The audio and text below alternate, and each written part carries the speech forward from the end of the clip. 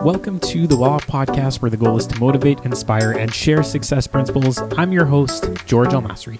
Oliver Manalese is a lifestyle business coach who helps entrepreneurs eradicate spiritual bankruptcy and create peaceful prosperity in their lives and businesses.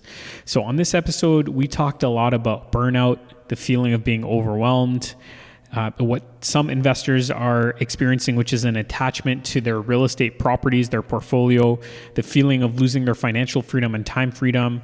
So I think this is something that a lot of people have been going through in the last few years because of the changes in the real estate market and that sort of thing. So if you are looking to change and reposition your portfolio and just kind of create a different sort of lifestyle for yourself, I think you're going to gain something valuable from this episode. And if you do, as always, please do leave us a review on the platform that you're listening on. That would be greatly appreciated because it would help us get the message out there to more people. It would just open up more doors for us. So just make sure to leave us a 5-star review. And that's about it from me. And I hope you'll enjoy the episode. I'm here with Oliver. I think this is the second time. The first time was maybe 2 or 3 years ago that you came on, right? So what's new with you? What's going on? Well, actually, I got married recently. Congratulations. Thank you. It's a pleasure to be back, by the way. It's really good to see you and to hear that you're doing so well and that your family is growing. When we first met and we did our first interview, I think that was in the middle of I think I had like many delays on my wedding because of the pandemic and all the rules. So very fortunate that finally we were able to make it happen when the rules opened up and we had a beautiful celebration. And then in that process, there's been just my own reinvention process when it comes to the work that I do. And I've been working one-on-one with my clients for over 11 years. And I have this conviction of being able to serve more people than that, you know, and I've created a good lifestyle business for myself, but I kind of was awakened to the fact that my gifts could be used to a greater degree. And one of the biggest steps in that process is writing my first book, which is something that has been incredibly gratifying, very painful in terms of the process. But after many, many years of like pushing it off and avoiding this aim for myself, this dream for myself, it was just the right time. It was the time to finally execute and put what I have done for over a decade into a tool, turn it into a tool that if you read it and you implement it and you hear the amazing stories of clients, it can transform your life. Yeah, and for people that are listening and kind of listening to you for the first time, do you want to tell them a bit of what you do, like a quick summary? Yeah. So we talked about this in the when I was here before, but I started in real estate, in the rent-to-own business when I was 23 years old. I was in that business for 3 years. We started to do well and get recognized. But ultimately, a number of things came together, and I actually share about this in my book, where it was a combination of getting investigated by RICO and having all these complaints filed against me, and also just noticing how spiritually bankrupt I was, that it started to lose a sense of meaning, and I felt like there was a bigger calling for my gifts and for my skills. And I didn't realize it at the time, but it put me through this entire experience, like a valley of despair, just an existential crisis where I was forced to rediscover who am I and what am I here to do with my life, which meant letting go of this identity that I had tied myself to from 18 years old to 26 years old. This was my trajectory: real estate, investing, acquisitions, investor, all these things. And in this self-discovery process, I realized, wow, I've actually had some amazing moments in my path where I've helped people unlock their potential as entrepreneurs. And I started to realize that a lot of people have gone through what I've gone through, which is you start to do well being a business owner, but you lose yourself along the way. Your relationships, your health, your sense of inner peace start to collapse. And so I just felt really called to being able to support and guide and help those individuals who are like myself to go from a place of spiritual bankruptcy to peaceful prosperity. And primarily, I work a lot with real estate entrepreneurs who are in that journey themselves, and to create reinventions and openings so that they can have more of a lifestyle business where they have more fun and freedom and flexibility built into their life, built into their business. Yeah. So can you give us some examples of how you would kind of help somebody, maybe they're struggling with something, maybe their cash flow is really low and that sort of thing. So what would you kind of tell somebody in that situation? Yeah, the wild thing right now is a lot of people are in a lot of pain. People are hurting right now. And what I really appreciate about what you do on your show is that you actually go behind the scenes with people, and people do willingly share like how challenging things have been and things actually are and what they're doing to overcome it. And so I think it's really important to acknowledge that if people are struggling right now, like a lot of people had their businesses cut in half in the past year. A lot of people have been eating negative cash flow in their real estate investments. And I've had a lot of clients who are doing that through multiple properties. And, one of the things that I feel like needs to be said is, exactly what you need to do. You know what you want. And ultimately, we have these masks and these identities and this noise of what it means to look good in society or in our circles, and that kind of gets in the way of really listening into what our gut is trying to say, what our heart is really trying to say. So, for instance, one of my clients, when we started the conversation about working together, he had multiple investment properties. He had a renovation project. He had a career transition that he was trying to make, and he was exhausted, and he was overwhelmed, and he was burnt out, and he was just like literally losing his hair, just worrying about this, like getting himself sick essentially. And we talked about working together would be a great fit. And he said, oh, right, let me take care of some things, and then when things are a little bit more settled, then we can start working together. So that took a year. A year later, he finally starts working with me. And some of the things that I look at with people is, first of all, your real estate, your business, those are vehicles. You are the driver, and you are the number one asset. If you are not taken care of, how are you going to show up for the difficult business decisions, the choices, the uncomfortable conversations that you need to have with yourself, with your spouse, with your partners, with your team? And so it's about, can we unlock your capacity? How do we get your energy back? We think we have these problems and they need to come first because it's scary, it's terrifying, it's burdening us. But if we ourselves aren't in a place of feeling alive and feeling energized and having this space and this capacity to really problem solve, what good are we going to be? So for this individual, it was unlocking that capacity and then starting to confront what are the hard things that you're avoiding? What are the hard things that you need to do next? Let's look at all of the messes in order and what you need to tidy up, what you need to clean up. Because typically when we leave it ominously in the dark, that's when it carries so much more of a burden. And so for this individual, I remember we met for shawarma, and we were a few months into the coaching, and he was going through this process, and he was just like, Oliver, I've done more in the last 2 weeks than I did the whole year last year. Mm-hmm. And he said to me, man, if I started working with you when we first talked, I'd be $500,000 richer. And I was like, damn, that's a good quote. I like that. And this is the reason why, because he had all these properties, and he had also found the property he was just going to assign to somebody, but decided, oh no, maybe this is a cottage now. Maybe this is a renovation now. And it just kind of just kept going and like he was hanging on from there, even though deep inside of his body and his gut, he was saying, sell everything. Oh, that's crazy. No one's doing that. I got to have more doors. I got to have more properties.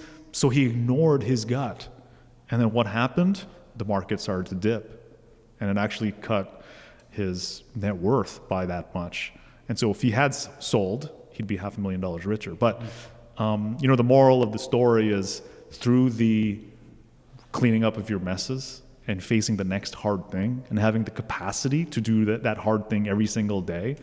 I remember the next time we met in person, because we meet virtually typically, we went out for a workout, had a good lift, had a good sauna session. We were about to go have lunch, and he's like, Oliver, I just want to thank you. Like, checks in the bank. Like, I just got a message from my lawyer that cottage finally sold it, and we just celebrated because it was him realizing nothing is worth losing his peace over. And so these things that have been causing him all this distress, as much as it started to look good on paper, there's a way of approaching your business, your portfolio in a way where you're more peaceful. Granted, life is uncomfortable. You can spend all this effort just trying to get comfortable and trying to get to that place of feeling secure. But if you're growing, if you're alive, you're going to be facing danger. You're going to be facing risk. The most you can do is design your life, your business, to have more peace. As part of that, there seems to be, as we kind of talked before we started recording, this attachment that a lot of people have to their, let's say in this example, real estate portfolio, or whether it's their primary residence or rental properties or whatnot. And your experience, why is it that your clients are often attached to their real estate properties? I think that the nature of our mind is to cling and to attach. And part of what we do is that we create these identities, right? Like, think of how we live in the Western culture. What's the first question people ask? What do you do? Who you are is what you do if you live in the Western world. But is that really the truth? Like, is who you are, what you do? And so I think that becomes one of the inevitable challenges that we all face, is that when you create a certain level of success, when you create an image for yourself, all of these things are necessary parts of being alive, right? Like, because you're trying to offer a service, you're trying to help people, you do create a brand, you do create an image for yourself, but you are not your image. You're not the representation that you make of yourself on social media, online, or anything like that. Those are just tiny fragments of how you are expressing yourself.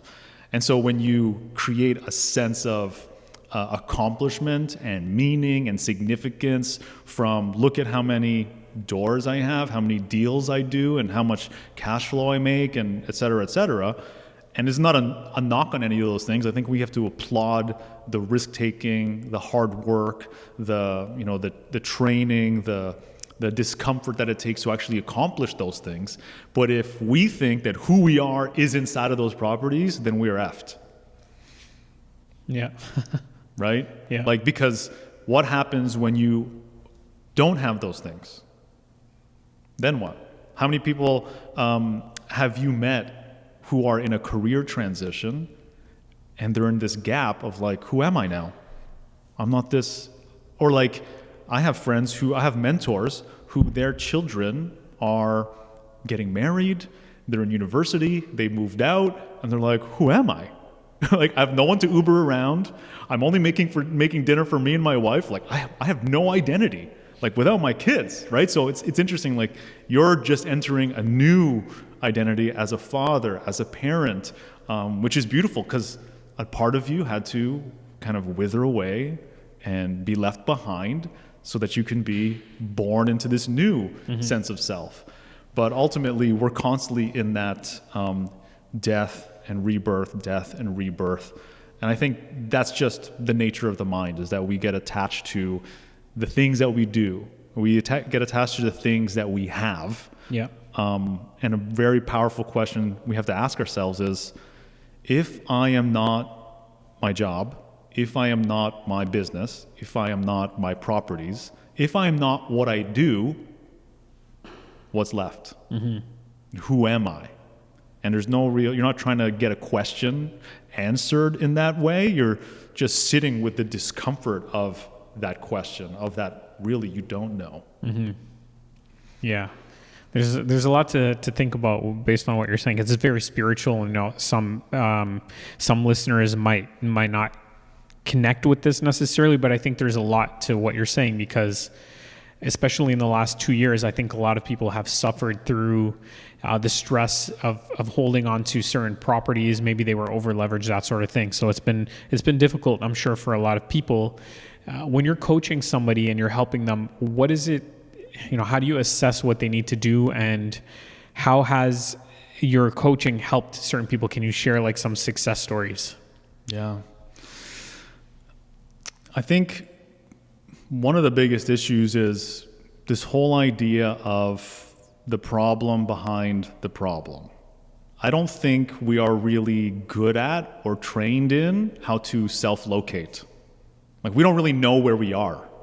We kind of have these big dreams and big visions, and beautiful. Let's celebrate that. But where you are relative to that dream, we don't know. We don't really know, this is where I am. When you look at a map, like I used Google Maps to get here, Google Maps is only as useful as its ability to know and track where my car is, where my phone is. Otherwise, can't give me directions. And so I think ultimately it's finding out what is the number one problem that we are facing. Like, what is the number one obstacle that we are facing?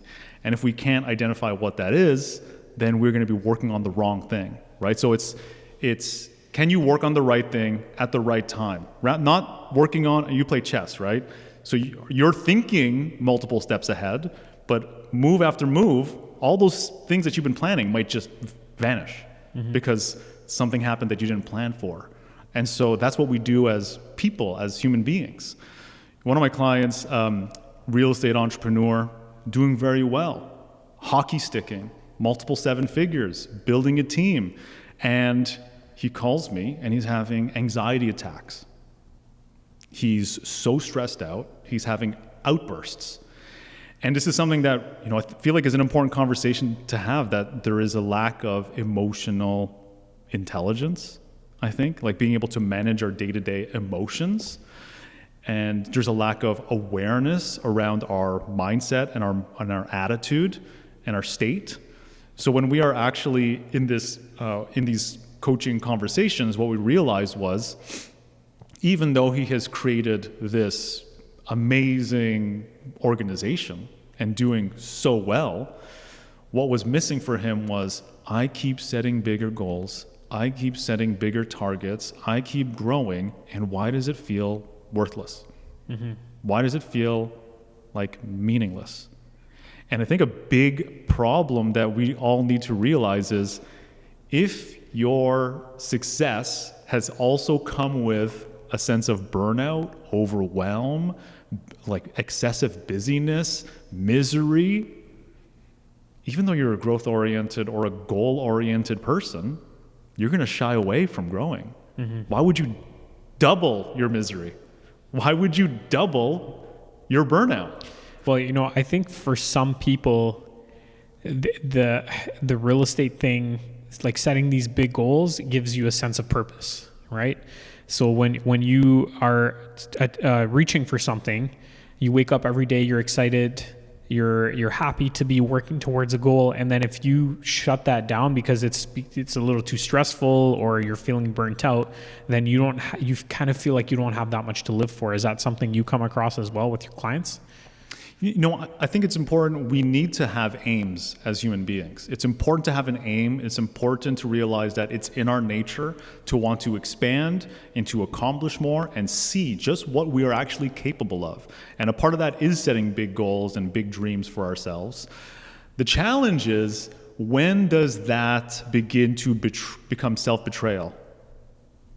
If that starts, like, I have consistently all across the board, I have clients who think, in order to succeed, in order to hit my goals, I gotta break my own code of ethics, break my own values. I have to not sleep. I have to overwork. I have to say yes to my clients, say yes to my investors, no boundaries. I'm always available. My phone is always on. And they are just at the mercy of everything outside of themselves. No sense of control. And so at we have to be very seasonal in our approach. There's a season where you make messes like that and you say yes, so you see what sticks and you see what produces results. As soon as you start to make the right adjustments and you start to climb, right, and start to produce the results, like you're doing more deals, you're acquiring more properties, you're doing more business, there comes a time where you have to realize you have to change your approach. Like you have to change, you're in a different season now. You're not in the season of say yes to everything. This is the reason why you are exhausted and burnt out. Mm-hmm. And so for this individual with his real estate business, he's the visionary, he's the leader, but he's hiding. He's hiding. Why is that? He doesn't see his contribution. He doesn't see the impact. He doesn't see the good he's doing because he's so in it. You know, if you're really in the weeds all the time, every day, and you're not taking a 30,000 foot view, how are you going to know if you're going in the right direction? Mm-hmm. How do you know if you're, aiming your life and your business to where you want to be? Yeah. And so for him, the most beautiful, part of this story is he knew what he needed to do. He knew what he wanted. And it was just about removing these layers of masks, identities, of these attachments and really drilling down. Who are you really? Like what do you want really? And he's like, you know what? I'm not passionate about real estate. I'm passionate about business. That's my passion. Sounds like you're helping people get out of real estate. Well, it's, I'm just joking. Well, I mean, I'm not attached to what the client does, yeah. Right? Like, it's what do you really want? Who are you really? So if that does mean you're letting go of a career path, if it means you're moving to another country, if it means that you're starting a new venture, I mean, it's just aligned with who you are, right? And so for him, he actually started a brokerage and he grew his business, but also he grew to the point where he has a COO, a CEO, where it's just in the last number of weeks where he's finally exited. Mm-hmm. And he could actually start pursuing other, being an investor in other businesses. Yeah. Being an advisor, a partner in other businesses, using that wisdom and that experience to unlock other entrepreneurs. Mm-hmm. So I think that it really turns into, you create that success, and it becomes about, well, how do I use what I've created to help more people? I think that's part of what you do, right? Like you have these conversations. And you've been doing this for many, many years. Like I'm sure a main part of that is you're learning, you're building these great relationships with people, you're creating amazing content and you're sharing with other people, and it's inspiring and it's empowering people beyond just this hour that we get to spend together. Mm-hmm. It kind of lives on. And so it's about that impact. Yeah, I think one of the important things that you are helping people do is have more of a focus on what you're trying to achieve for your life, because I think a lot of people, including myself, when we get started in real estate investing, where it's a little bit aimless, we're just trying to do it, to figure it out, see, can we be successful in it? What kind of money can we make in it?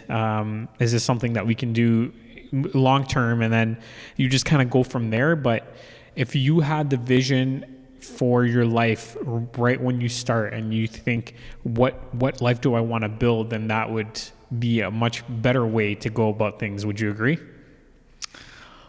I don't think you need to know, because I feel like as you produce results, as you take action and you create that feedback loop, it creates clarity for you of what it is that you want, right? It tells you what you want, what you don't want. And so I don't know I think it's great. You might have an idea.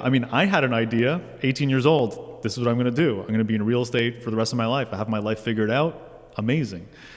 But then that shifted, that kind of, what's actually beautiful just thinking about it, I think the ultimate vision hasn't changed, but the vehicle that I'm going to use to get there has changed. And I think that's what we have to check in with ourselves is, does this vehicle, strategy, type of business, how you're operating the business, does that vehicle take me to where I want to go in the simplest, clearest, calmest way possible?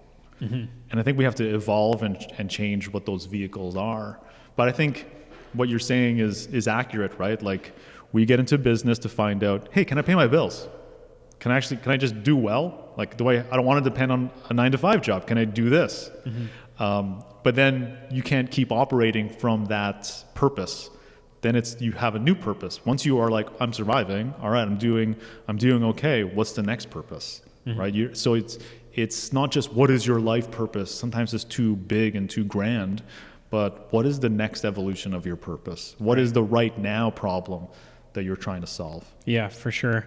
What I was kind of bringing up was, so when I bought, I think like right after buying my first property, I had consulted with a seasoned real estate investor, and he kept asking me, well, what are you looking to do? Like, why are you buying real estate? And I don't know.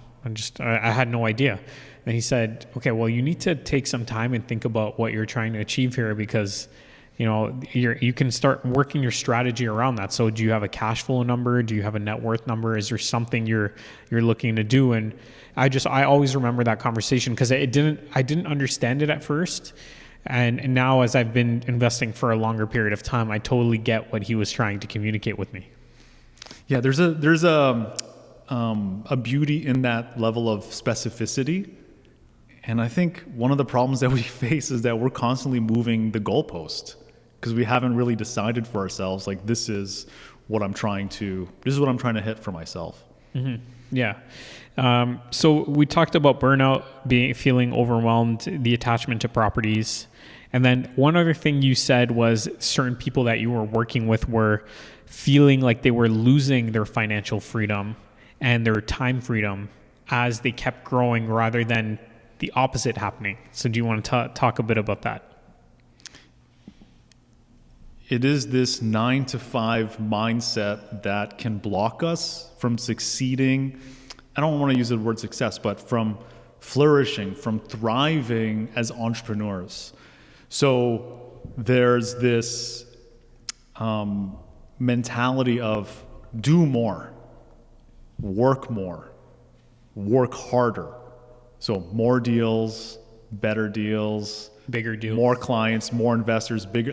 And again, this is not to make any of those things wrong, because those are part of us achieving our goals and helping other people achieve their goals. The ones who want to have a synergy and they align with what we're trying to achieve. So that's an important piece. But how you get there is the problem. So I've had countless conversations. Why did you become a real estate investor? Why did you become a business owner? Freedom. That's always the most consistent answer. I want to control my time. I want to control my location. I want to control when I work. And what happens? They've given up all their time. They work all the time, right? So number one coaching question that you might ask people is, how's that working for you? Mm-hmm. This is the least free I've ever been, Oliver. And that happens over and over and over again. It's a very predictable cycle. Why? Because we think our time is what produces money, is what produces revenue. And I think that attachment, right? We're talking about attachment. The attachment of time to money is one of the biggest problems. We don't realize that the investors, the clients, whoever's purchasing our service, whoever's hiring us for our service, they don't care how hard you work. Mm-hmm. They don't care how much experience, how much training. They don't care how much time. They don't care how available. They don't care how knowledgeable you are. You know what they want? They want a result. Mm-hmm. That's all they care about. They have a problem and you have a solution. They want the result. Our revenue must be based on results. When we begin to realize that delivering a result in the smoothest, fastest, cleanest, simplest way for the people we're here to serve, and that might and it's actually easy for us, right? It's like, hey, it's easy for me to produce that result for people. There's an existential crisis that happens, because I've had many clients come and they do this, they provide this service, and it's so easy. They're like, is it really supposed to be this easy? I'm really only I'm only working 20 hours a week now. How am I doing this? Like, they feel guilty. So they have to overwork. They have to overcompensate. It's like, no, but you've already produced the result, right? That old mindset starts to creep in.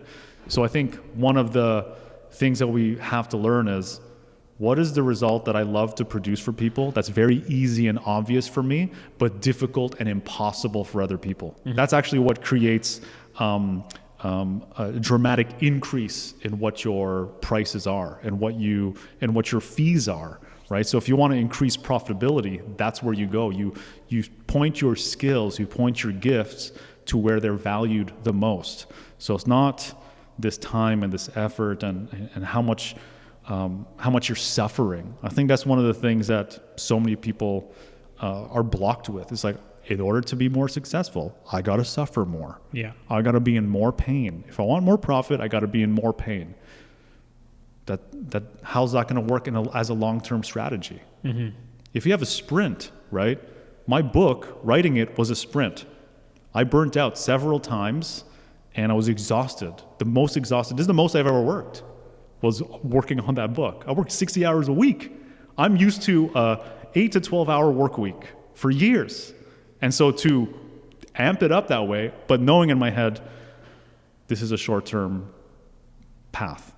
Like, this is not a long-term strategy for me, right? Because all my clients are family people, they're parents, right? They have aging parents of their own. And if they're consumed and they're sucked into all the things that they think they have to do, right? All the busy stuff that's low value, then they're going to miss out. They're going to miss out on those, they call it the magic window, right? There's a magic window with your kids. There's a magic window that, you get to experience the first, the newness, the novelty, the growth, the evolution. And, one of my clients, my favorite thing, one of my clients ever said is, Oliver, the beneficiaries of this work, it's not me, it's my kids. I'm a more conscious, more present parent. This is somebody who was running a business, family business, works 5 hours a month now on her business. And now she's full-time mom during this magic window. Yeah, that's awesome. There's a lot to digest here. Obviously, it's a very thought-provoking sort of topic here. Do you think that, so we covered four things. Is there anything else you feel like we should cover? Any final thoughts? I think we need to, so I have spent lots of money and lots of time getting trained in real estate education, wealth, financial freedom, abundance, so many seminars, so many workshops, coaches, mentors, things like this. And there's a big gap. There is a huge gap. Because when I work with my clients, how many of them understand what it takes for them to have a sense of financial peace? They don't know how to run their own personal balance sheet, their own finances, to feel safe, to feel like they can be calm in their nervous system. I think there's a gap there. I think we need to find out, what are my values when it comes to what is coming in and what is going out for me. And then we have to find out, what am I comfortable with owning versus owing for me. We have to have a real conversation of what that risk level is, risk tolerance is. So many people have topped up over and over and over again, and we hear countless horror stories that are happening, in the dark, that are happening behind closed doors. And it's so unfortunate to hear that if there was a deeper conversation, more thought, then maybe some of these things could have been avoided. Well, what's the lesson? We can learn from it now. What's my personal financial situation that will make me feel the most calm and most stress-free and avoid any future catastrophe, let's say. And then I think the business owner mindset. As soon as you start a business, as soon as you buy your first investment property, you are now a business owner. And I think there's a level of realizing that there's a way of operating and there's a way of being that actually makes running a business more fun, more free, more flexible. And those things need to be thought of from the beginning. It's like, this is a temporary method, but what is it going to take for me to do this sustainably? What is it going to take for me to do this from a place of where I can control more and more of my time, where I could actually free myself from having to, like, for instance, if you are the one helping people, you own your job. If you build something that helps people, you own a business. There's a big difference. And I think that ability to build a tool, build a vehicle that does the helping, that does the service providing, that does the execution or the transformation, that takes a lot of work. Mm-hmm. You know, that's one of the biggest blocks, one of the biggest challenges, especially for, you know, I was a real estate agent. I was the person running all the deals for my rent-to-own business. As a coach, I've owned my job. I've been the one who has to deliver the coaching. So I know what it's like to get stuck in that mentality. And we have to think, when it comes to the personal finance, when it comes to the business owner mindset, if I stopped working for 6 months, if I had to, for whatever reason, fill in the blank, then what? Mm-hmm. What's the maximum amount of time that you can take away from your business, from your job? Yeah. For most people, it's 2 weeks, 3 weeks maybe, if you really stretch it. But what happens if you stop working for 6 months for any reason? Mm-hmm. And it's not, that doesn't happen overnight, but I think we need to have, start planning, start preparing, start thinking about, what am I putting in place? What is the 5 year from now problem that I need to start thinking about solving right now, where if I did have to stop working, money is constantly coming in, new leads, new clients, new investors are constantly coming in, bills are getting paid, and it's consistent, and it potentially is even growing, and you're not just burning runway. Right. Yeah, that sounds like a good place to be. I'm sure it would take a lot of thought and strategizing to get there. So I appreciate you sharing all that. Is there anything else that you want to share before we move on to the next section? I don't think so. I feel like it's, you know, and I say these things not because I am the perfect example. I say these things because I have looked at my own phoniness and my own messes that I have to clean up. And I've been behind the scenes with many, you would look at them from the outside, successful entrepreneurs, multiple 6 figures, multiple 7 figures. They're happy. I'm not saying like they might be miserable, but they're also happy. Like, there's a lot to be grateful for, but they are low-key suffering, mm-hmm. right? So I've seen what the lack of clarity and direction in these things has cost me and has cost many of the clients that I work with. And I feel like if you can start to take a step back and once a week for an hour, you start thinking about, okay, what problem am I not looking at? What is the problem beneath the problem? What is the main thing I need to focus my attention on this week? What is the 5 year from now problem, right? Like if I'm going to be away for 6 months, if I can't work for 6 months, then what? Like how am I going to, and I think that's what it is. You can do things that have asset appreciation, but really your ultimate wealth building tool is revenue. Mm-hmm. It's every day, every month, there's constantly revenue coming in. The wealthiest investor clients that I worked with, I remember saying, like, I started working with these clients near the end of my real estate agent career, and I remember asking them, okay, so how much time do you need for financing, like for the conditions? And they're like, financing? What do you mean financing? I'm like, oh yeah, typically the investors I work with back in the day, 5 business days. And they're like, no, there's no financing. Why? They buy everything cash. They don't owe anybody anything. Mm-hmm. What does that feel like? I'm like, wait, that's the opposite of everything I've learned.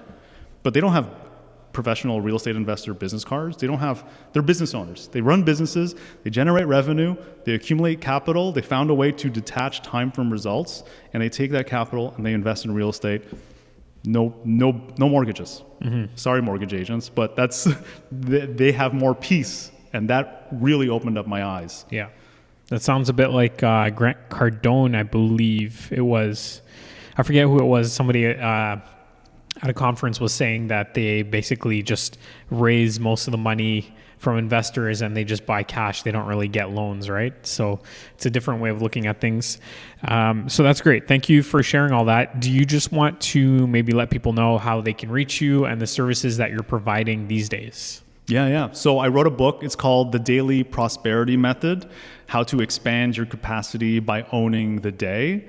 And it's a powerful book. It's a transformative tool, and it's available as a digital book and an audio book. They can get it on my website, olivermanalese.com/DPM.